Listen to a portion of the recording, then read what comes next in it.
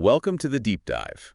Today, we're going back in time a bit. Back to 1996. Yeah, 1996, to explore Andrew Grove's Only the Paranoid Survive. A book that I think it's safe to say still resonates today. Oh, absolutely. Okay. Especially in our world, everything's moving so fast. Right. So Grove, he was the CEO of Intel. Yeah. Former CEO. Witnessed a lot of crazy changes in the tech world, right? He did. He saw it all firsthand, all the dramatic ups and downs. Yeah, and steered Intel through some pretty intense moments. Oh, he called them strategic inflection points. Oh, here we go. Strategic inflection points. These are moments, well, imagine moments when everything you know about the game changes. Okay, got it. The rules are rewritten overnight. What worked before might suddenly be obsolete. Or even dangerous, right? Exactly. And these points, they're usually triggered by what Grove calls a 10x force. A 10x force, what's that? A change so big, so significant that it just completely disrupts everything. So like a 10-fold increase in competition. Or maybe your product's price suddenly plummets. Exactly. And these changes, they can come out of nowhere. New technologies, consumer behavior shifts, global events even. I'm starting to sweat a little bit just thinking about it. Well, Grove starts his book with a pretty captivating story. About how Intel almost went down. Almost. Because of one of these strategic inflection points. It was a close call, the Pentium flaw. Ah, right, the Pentium flaw. I remember hearing about it, but I don't really remember the details. Well, it all started in 1994, seemingly insignificant math error. In their what, flagship processor? Yeah, the Pentium processor. Yeah. But this tiny flaw, it just blew up. Into a PO nightmare. Total PR disaster, forced Intel to recall a massive amount of product. How much did that cost them? Almost $500 million. $500 million, ouch. That's gotta hurt. Even for a company like Intel. It was a wake-up call for them, for sure. So this is a perfect example of what Grove's talking about. Yeah, it was a defining moment for him. He realized Intel had gotten complacent. Focused on past successes. Too focused. They missed some really important signals. And almost paid the price. Almost. So how do you spot these strategic inflection points before they become a crisis? That's the challenge, right? They're not always these big, dramatic events. Like a meteor hitting the Earth. Exactly. Sometimes they start subtly, almost like business as usual.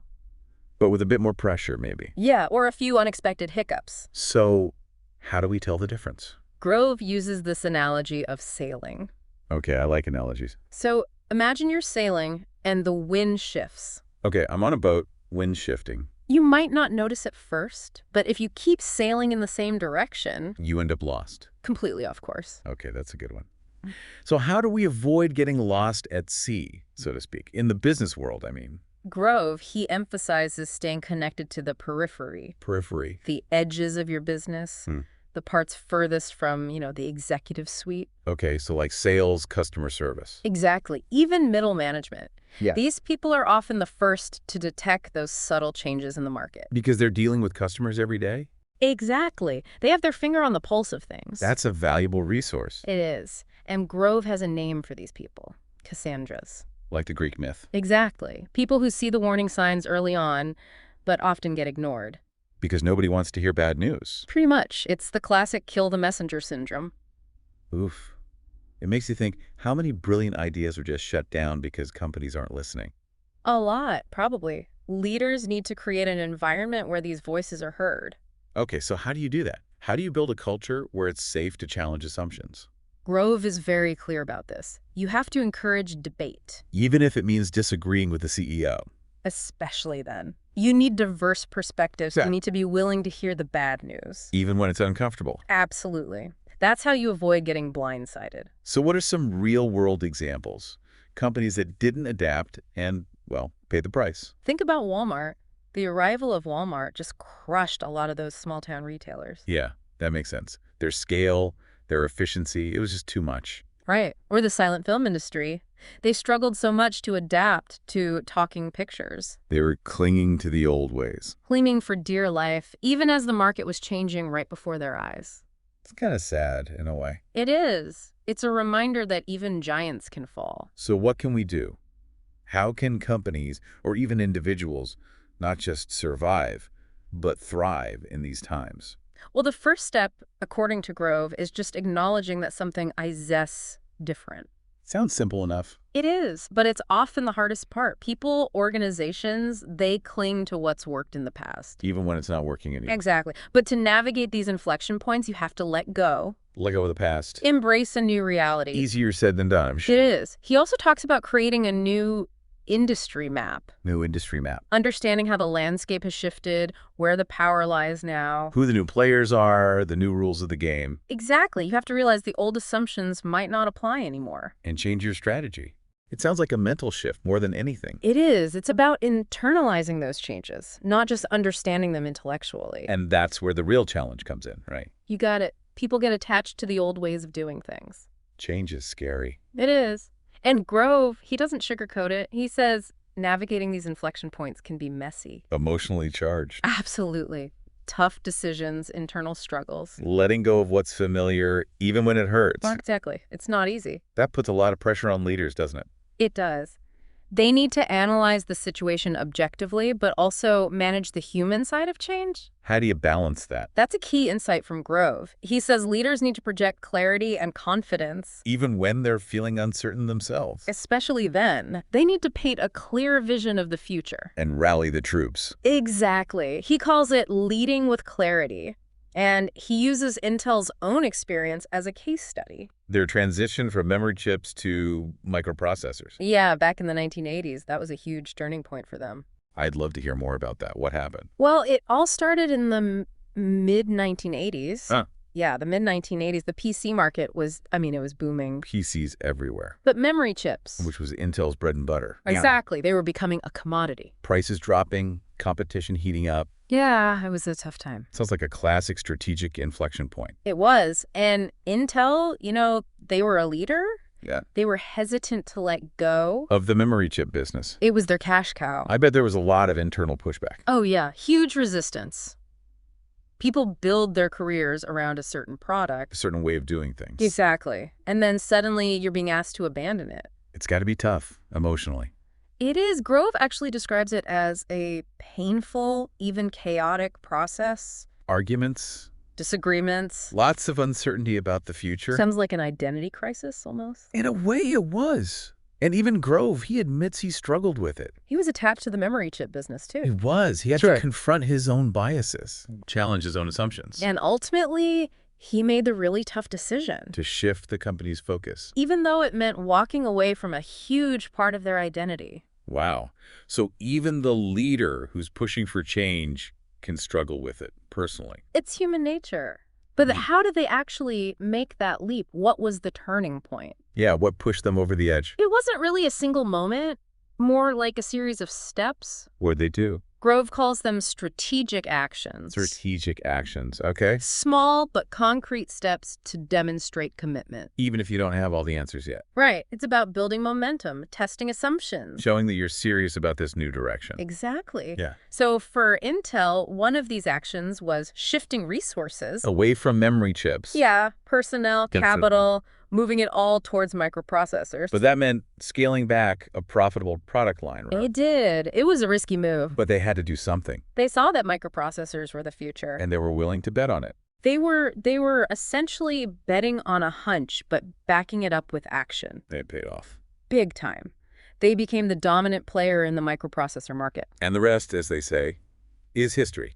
It is, but it's a great example of how these strategic inflection points, They can force companies to re-examine everything. their core beliefs, their assumptions, and make some really tough choices, Choices that might seem counterintuitive at the time. but are ultimately necessary for survival. And that's what makes Grove's insights so valuable. He provides a framework for understanding how to navigate these changes. They're not going away. No, they're not. If anything, they're becoming more frequent. So the key is not just recognizing the need for change. But having the courage to act on it. Even when it's scary, even when it's uncomfortable. Absolutely. Now remember, this was all happening in the mid-1980s. Right. Fast forward to the early 1990s. Intel's on top of the world, microprocessors everywhere. The PC revolution is in full swing. And then, bam, the internet arrives. Another massive strategic inflection point. It's like they can't catch a break. It's the nature of the game. The rules are constantly changing. So how did they handle this one? Well, that's where Grove ends his book. With the internet. He asks this really crucial question. What's that? Is the internet a transformative 10x force? Or just a fad? Exactly.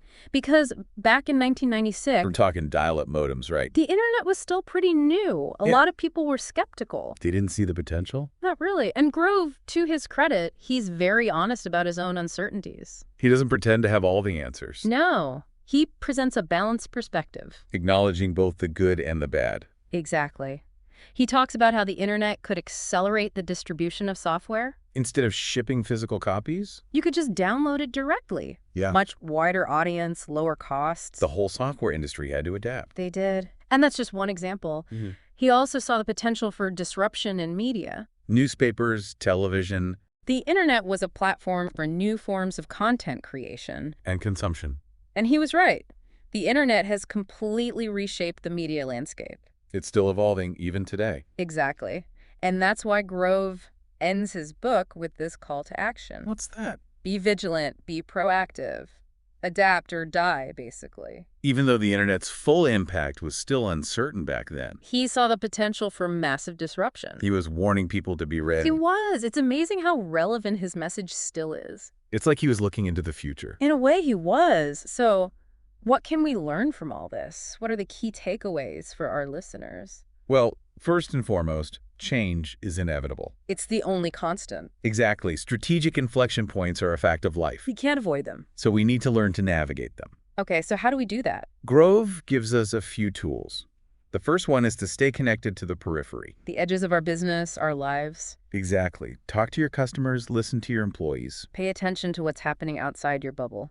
Right, because those are often the first places where you'll see the signals of change. Okay, Dios. Encourage debate. Don't be afraid to challenge assumptions. Question the status quo, Exactly. Surround yourself with people who have different perspectives. because diversity of thought is crucial. It is. And finally, be proactive. Don't wait for a crisis to force your hand. Anticipate change, experiment, adapt. Exactly. In a world that's constantly changing. The ability to adapt is the ultimate competitive advantage. It is. Grove's book gives us a roadmap for doing just that. Now, you spent a lot of time with Grove's work. What stood out to you the most? What's resonated with you personally? Yeah, it's not just about the strategy, the numbers. It's about the human side of things. The emotional impact of change. Exactly. Letting go of the past, embracing the unknown. That can be scary for people. It's like, being on a roller coaster. You have to stay on for the ride, but it's still terrifying. It is. And Grove, he says leaders need to be aware of that. Of the fear. The fear, the uncertainty, you have to acknowledge it, address it head on. Don't pretend everything's fine. Right. Give people a sense of hope, a sense of direction. So, honesty, transparency, even when you don't have all the answers. Exactly. It's about being authentic, showing empathy. It sounds like those qualities are more important than ever for leaders today. Absolutely, especially in times of change. And Grove, he also talks about this idea of a dynamic dialectic. But dynamic what? Dialectic, it's a balance between top-down leadership and bottom-up innovation. So you need strong leadership, a clear vision, But you also need to empower people on the front lines. to experiment, to come up with new ideas. Exactly. It's not one or the other, it's both. It's like a dance almost. It is. And this is where Grove's insights are so relevant for us today. Because the world's changing faster than ever. Exactly. New technologies, new disruptions, it's constant. So we need to be able to adapt, to decipher the signals from the noise. And make decisions quickly. It's like he wrote the playbook for the 21st century. In a lot of ways, he did only the paranoid survive. It's not just about business. About life. It's about navigating change, embracing uncertainty. So we've talked about some historical examples. Walmart, the shift to talkies, Intel's own journey. But what about the future? What's coming next? What new inflection points are on the horizon? That's the big question, isn't it? It is. And we can't predict the future, but we can look for those 10x forces. The things that have the potential to disrupt everything. Exactly. And one that comes to mind immediately is artificial intelligence. AI. It's everywhere these days. It is. Some people are excited, some are worried. It's a powerful technology, that's for sure. It is. And it has the potential to automate a lot of jobs. Which could have a huge impact on the economy. Absolutely. So AI, definitely something to watch. What else? Decentralized technologies, things like blockchain. They're challenging the established order, right? They are. They have the potential to disrupt a lot of industries. Finance, supply chain management. It's still early days, but it's definitely something to keep an eye on. It's exciting, but also a little bit scary. It is, because these changes, they're not going away. The only constant is change. Exactly. And that's Grove's message. Be prepared, be vigilant. Embrace the unknown. That's how you survive, that's how you thrive. So only the paranoid survive. It's a call to action. It's a guidebook for navigating the 21st century. It is, and I think the most important takeaway Is to cultivate that mindset of paranoia. not in a negative way, but in the sense of being alert, aware. Open to new possibilities. Exactly, because the future is not predetermined. It's shaped by the choices we make today. So stay curious, embrace the unknown, never stop learning. Great advice. Well, on that note, I think we'll wrap up our deep dive into Only the Paranoid Survive. It's been a fascinating conversation. It has. Hopefully our listeners have gleaned some insight, some food for thought I hope so. about how to navigate this crazy, ever-changing world we live in. It's not easy, but it's definitely possible. And as Grove reminds us, a little bit of paranoia can go a long way. Absolutely. So until next time, keep exploring, keep questioning, and keep diving deep.